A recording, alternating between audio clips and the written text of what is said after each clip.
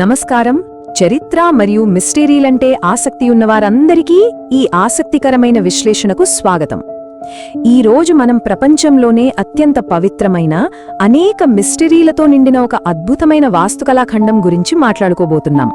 అదే ఒడిషా రాష్ట్రంలోని పూరీ జగన్నాథాలయం. చరిత్రకారులను, శాస్త్రవేత్తలను సైతం నివ్వేరపరిచే ఎన్నో విషయాలు ఈ ఆలయంతో ముడిపడి ఉన్నాయి.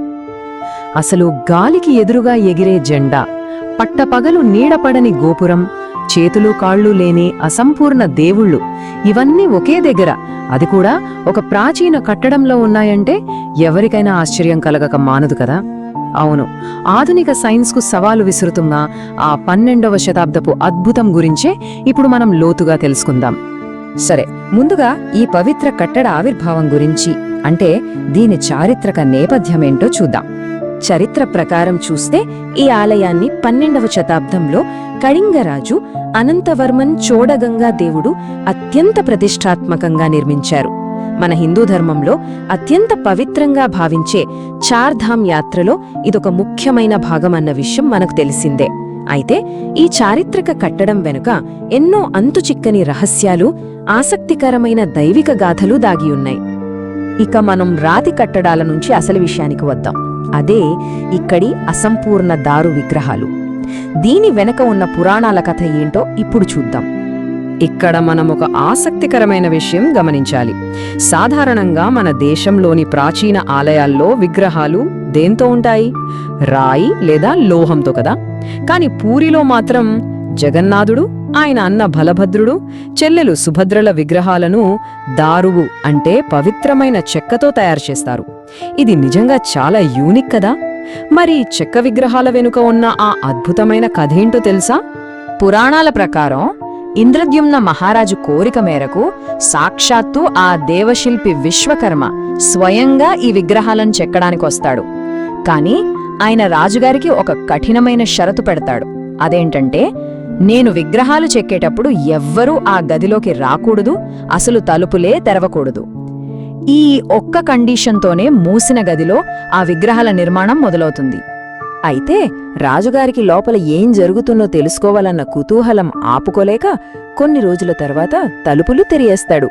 అంతే, ఆ క్షణంలో విశ్వకర్మ అదృశ్యమైపోతాడు. రాజుగారి తొందరపాటు వల్ల విగ్రహాలు ఇంకా పూర్తి కాకుండానే చేతులు కాళ్ళు లేకుండా అలా అసంపూర్ణంగా ఉండిపోయాయి. అయితే ఇక్కడ మనం అర్థం చేసుకోవాల్సిన ఒక గొప్ప విషయం ఉంది. భగవంతుడికి బాహ్య రూపం, శారీరక పరిపూర్ణత ముఖ్యం కాదని, కేవలం స్వచ్ఛమైన భక్తే ముఖ్యమని చాటి చెప్పడానికే జగన్నాథుడు ఇలా అసంపూర్ణ రూపంతో కొలువయున్నాడని భక్తుల ప్రగాఢమైన నమ్మకం.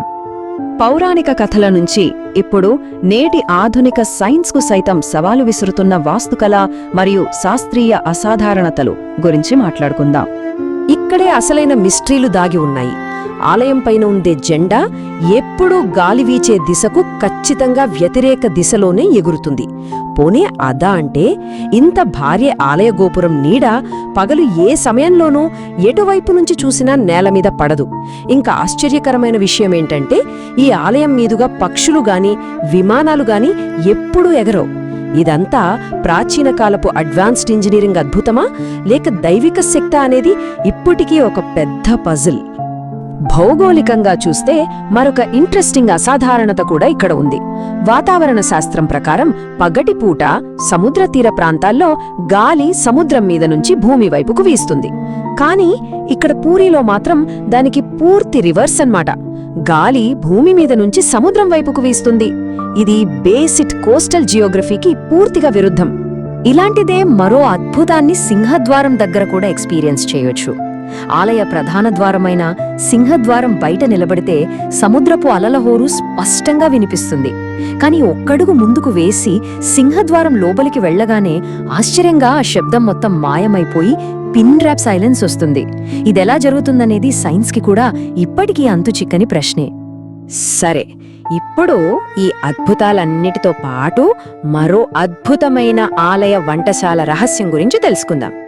ప్రాచీన టెక్నిక్స్ మీద ఆసక్తున్న వాళ్లకి ఇది నిజంగా ఒక మైండ్ బ్లోయింగ్ ఫ్యాక్ట్. ఇక్కడ ప్రసాదం వండడానికి 7 మట్టి పాత్రలను ఒకదానిపై ఒకటి నిలువుగా మంటపై పేర్చుతారు. ఇక్కడే ఫిజిక్స్ రూల్స్ బ్రేక్ అవుతాయి. మంటకు ఎంతో దూరంగా అందరికంటే పైన ఉన్న పాత్రలోని ప్రసాదం అందరికంటే ముందు ఉడుకుతుంది, ఆ తరువాత కిందది, ఇలా మంటకు అత్యంత దగ్గరగా అడుగున ఉన్న పాత్రలోనిది చివరగా ఉడుకుతుంది. ఇది ఏ సైంటిఫిక్ ఫార్ములాకు సరిపోలని ఒక పచ్చి నిజం. ఈ మిస్టరీలన్నీ ఒకెత్తైతే, శతాబ్దాలుగా వస్తున్న ప్రాచీన సంప్రదాయాలు నేటికీ సజీవంగా ఉన్న తీరు మరో ఎత్తు. ఆ ఆచారాలేంటో చూద్దాం. ప్రతి సంవత్సరం ఆషాఢమాసంలో జరిగే జగన్నాథ రథయాత్ర గురించి మనకు తెలిసిందే. ఈ రథాలను స్వయంగా లాగడానికి నలుమూలల నుంచి లక్షలాది మంది భక్తులు ఎంత భక్తి శ్రద్ధలతో గుమ్మికూడుతారో మనం చూస్తూనే ఉంటాం. అయితే ఈ వేడుకకు మించి ఇక్కడ మరో అత్యంత రహస్యమైన ఆచారముంది. అదే నవకళేబరం. ఆ సమయంలో ఏకంగా పూరీ నగరం మొత్తానికి విద్యుత్ సరఫరాను ఆపేస్తారు.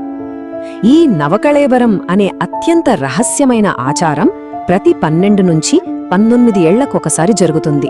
అంటే పాత చెక్క విగ్రహాలను తొలగించి వాటి స్థానంలో కొత్త దారు విగ్రహాలను ప్రతిష్ఠించే అత్యంత పవిత్రమైన ఘట్టమన్నమాట. ఇక్కడ కీలకమైన పాయింట్ ఏంటంటే, దీన్ని నిర్వహించే అత్యంత రహస్యమైన విధానం. నగర వ్యాప్తంగా కరెంట్ ఆపేసి చిమ్మ చీకటి చేసిన సమయంలో కళ్లకు గంతలు కట్టుకున్న ఒక పూజారి పాత విగ్రహం లోపలున్న బ్రహ్మ పదార్థం అనే ఒక రహస్యమైన వస్తువును తీసి కొత్త విగ్రహంలోకి మారుస్తాడు. అసలు ఆ బ్రహ్మ పదార్థం ఏ ఆకారంలో ఉంటుంది, దాని స్పర్శ ఎలా ఉంటుంది అనేది స్వయంగా ఆ మార్చే పూజారికి కూడా తెలీదంటే ఈ ఆచారం ఎంత నిగూఢమైనదో అర్థం చేసుకోవచ్చు. ఇక చివరగా చరిత్ర, మిస్టరీలను ఇష్టపడే వారందరికీ ఒక లోతైన ప్రశ్న మిగిలిపోతోంది. అసలు ఆ రహస్యమైన బ్రహ్మ పదార్థం ఏంటి? సైన్స్ ఎప్పటికైనా ఈ పూరీ జగన్నాథ ఆలయ రహస్యాలను పూర్తిగా ఛేదించగలుగుతుందా? సమాధానం లేని ఈ మిస్టరీ మనలో కుతూహలాన్ని ఇలా రేపుతూనే ఉంటుంది. మరి ఈ ఆసక్తికరమైన విశ్లేషణను ఇక్కడితో ముగిద్దాం. మళ్ళీ మరో అద్భుతమైన టాపిక్తో కలుద్దాం.